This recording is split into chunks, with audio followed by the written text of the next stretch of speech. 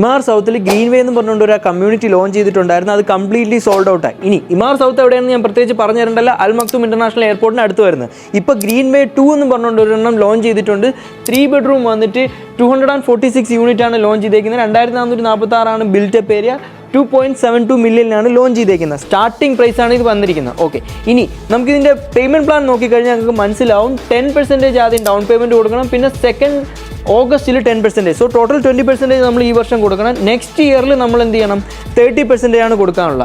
പിന്നെ നമ്മൾ അതെല്ലാം കംപ്ലീഷനിലാണ് കൊടുക്കാനുള്ള. ടോട്ടൽ 100% കംപ്ലീഷൻ ആകുമ്പോഴത്തേക്ക് കംപ്ലീറ്റ് പേയ്മെൻറ്റും കൊടുത്തിരിക്കണം. കാര്യം ഇത് ഇമാറാണ്.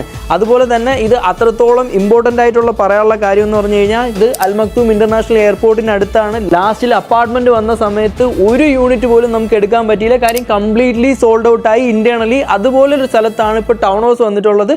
നിങ്ങൾ പ്രൈസ് നോക്കിക്കഴിഞ്ഞാൽ അത്യാവശ്യം നല്ല പ്രൈസിലാണ് വന്നിരിക്കുന്നത്. മോർ ഡീറ്റെയിൽസ് എന്നെ വിളിച്ചാൽ മതി, ഞാൻ പറഞ്ഞുതരാം.